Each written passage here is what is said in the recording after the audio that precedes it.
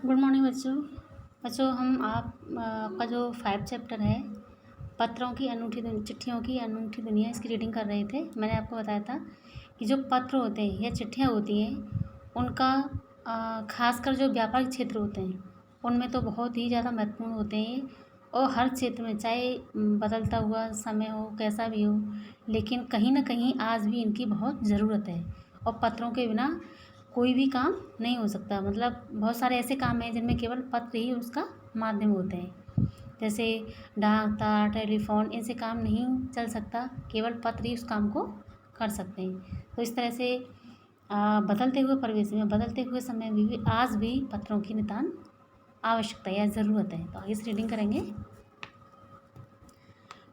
देश दुनिया से बड़ी संख्या में पत्र पहुंचते थे, पर पत्रों का जवाब देने के मामले में उनका कोई जोड़ नहीं था। कहा जाता कि जैसे ही उन्हें पत्र मिलता था उसी समय वे उसका जवाब भी लिख देते थे।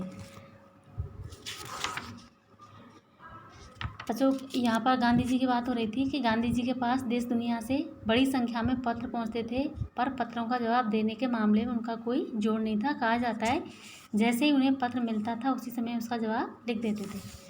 तो महात्मा गांधी जी, आपका ये दे रखा है कि महात्मा गांधी जो थे उनके पास में देश से विदेशों से बहुत सारी चिट्ठियाँ आती थी, बहुत सारे पत्र आते थे और सबका ही जवाब वो हाथ से लिख कर देते थे, यानी पत्र के माध्यम से देते थे।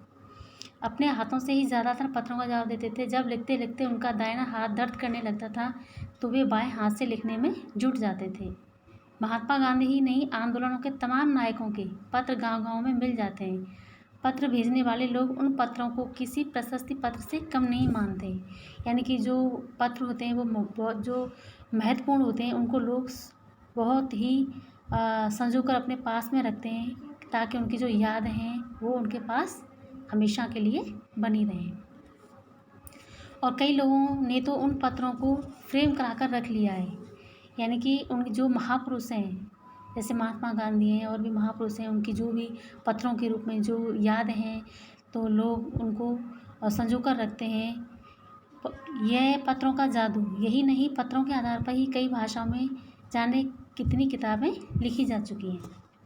वास्तव में पत्र किसी दस्तावेज से कम नहीं है। पंत के 200 पत्र, बच्चन के नाम और निराला के पत्र हमको लिखो है कहा, पत्रों के आईने में दयानंद सरस्वती समेत कई पुस्तकें आपको मिल जाएंगी। कहा जाता है कि प्रेमचंद खास तौर पर नए लेखकों को बहुत प्रेरक जवाब देते थे और पत्रों के जवाब में वे बहुत मुस्तैद रहते थे। इसी तरह से नेहरू और गांधी के लिखे गए रविन्द्रनाथ टैगोर के पत्र भी बहुत प्रेरक हैं।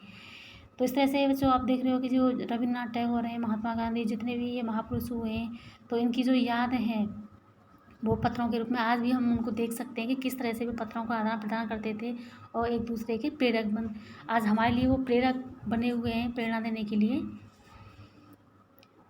रविन्द्रनाथ टैगोर के बीच सन 1915 से 1941 के बीच के पत्राचार का संग्रह प्रकाशित हुआ है, यानी महात्मा गांधी और रविन्द्रनाथ टैगोर के बीच जो पत्राचार चलता था 1915 से 1941 के बीच, उसका संग्रह आज भी प्रकाशित हुआ, जिसमें बहुत से नए तथ्यों और उनकी मनोदशा का लेखा जोखा मिलता है। यानी उस टाइम जो महात्मा गांधी थे और जो रविन्द्रनाथ टैगोर थे, उनके जो मनोदशा थी, जो उनके मस्तिष्क में जो विचार थे उन्होंने लिखे, जो आज हमें प्रेरक के रूप में प्राप्त होते हैं।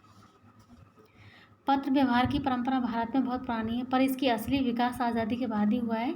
तमाम सरकारी विभागों की तुलना में सबसे ज़्यादा गुडविल डाक विभाग अगले इस पर का ही है। इसकी खास वजह यह भी है कि लोगों को जोड़ने का काम करता है, घर घर तक इसकी पहुंच है। संचार के तमाम उन्नत साधनों के बाद भी चिट्ठी पत्री की हैसियत बरकरार है, यानी कि बहुत सारे संचार के साधनों का विकास हो गया, जैसे डाक तार टेलीफोन, लेकिन इसके बावजूद भी जो पत्र हैं, जो चिट्ठियाँ हैं, उनकी अनूठी दुनिया है, उनकी जो हैसियत है वो आज भी बरकरार है। ठीक है, शहरी इलाकों में आलीशान हवेलियाँ हों या फिर झोपड़पट्टियों में रह रहे लोग, दुर्गम जंगलों से घिरे गांव हों या बर्फबारी के बीच की रहे पहाड़ों के लोग, समुद्र तट पर रहे मछुआरे हों या फिर रेगिस्तान की ढाणियों में रह रहे लोग, आज भी खतों का ही सबसे अधिक बेसब्री से इंतज़ार करते हैं। क्योंकि ये सारे, चाहे आप कहीं भी चले जाओ, रेगिस्तान की ढाणियाँ हों या पहाड़ों पर रहने वाले लोग हों या समुद्र के तट पर रहने वाले मछुआरे या कोई भी हो, सबको ही जो पत्र होते हैं उनका बेसब्री से इंतज़ार रहता है।